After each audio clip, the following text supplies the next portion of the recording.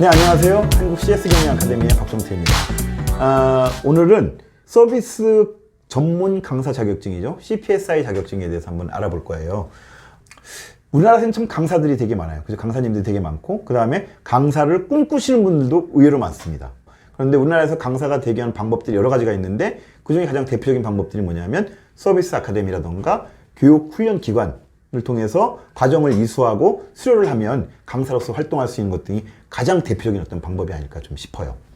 그런데 제가 작년에 25세에서 35세 사이에 있는 분들을 한번 만나서 이렇게 미팅을 할 기회가 있었었는데, 그분들하고 어떤 얘기를 하는 과정에서 어떤 얘기가 나왔었냐면, 강사 시장을 보면 가장 좀 이건 아니다 싶은 거, 좀 개선이 좀 이루어져야 된다고 싶은 것 등이 어떤 게 있었냐면, 여러 가지가 있었어요. 뭐 컨텐츠에 관련된 얘기도 있었고, 뭐 강사의 어떤 잦은 문제도 있었지만, 가장 중요한 건 뭐였냐면 시간과 비용에 관련된 문제였어요. 그러니까 시간도 좀 많이 좀 소요가 되고, 그 다음에 비용 같은 경우에도 너무 좀 부담스럽더라, 이런 얘기들이 좀 나오더라고요.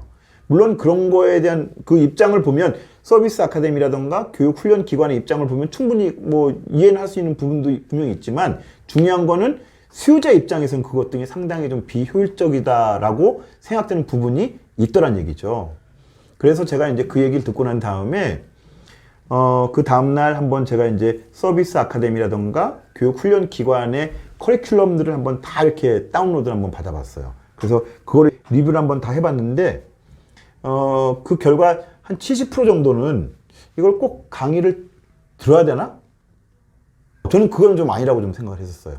한 70% 정도는 실질적으로 뭐냐면 그냥 본인이 그냥 공부를 해도 충분한 내용이었다는 얘기죠. 그 중에 이제 뭐 30%는 실제적으로 전문 그 교육기관이라던가 서비스 아카데미에서 교육을 해줘야 되는 어떤 부분들, 실무적인 어떤 부분들이기 때문에 그 부분들은 진짜 맞다. 그런데 나머지 한 뭐 70%나 60% 있는 부분들은 스스로 강사가 되고자 하는 사람들이 학습을 해도 충분하다라고 하는 어떤 결론을 내렸거든요. 실질적으로 지금 뭐 보시면 유튜브라던가 우리나라의 어떤 뭐 블로그라던가 뭐 카페라던가 또는 기타 어떤 SNS 상에서 보면 유용한 지식이나 정보들이 의외로 되게 많거든요, 사실은.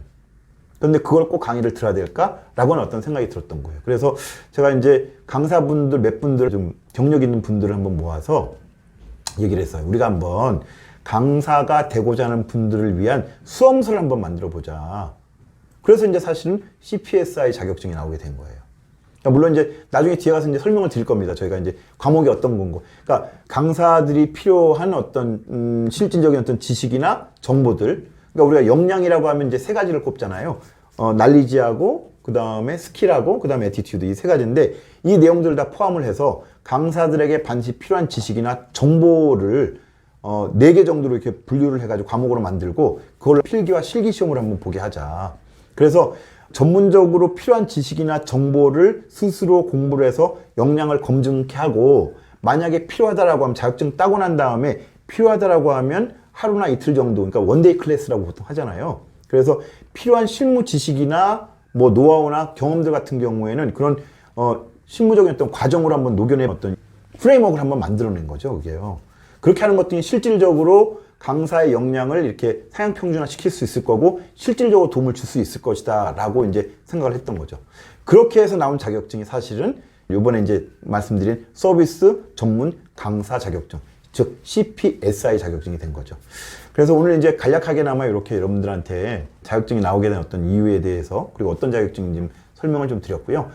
다음 시간에는 CPSI 자격증의 과목은 어떤 게 있고, 그 다음에 뭐 출제 형태라던가 배점은 어떤 건지에 대한 어떤 자세한 사항에 대해서도 알아보도록 하겠습니다. 자, 그러면 이것으로 CPSI 자격증에 대한 소개를 마치도록 하겠습니다. 고맙습니다.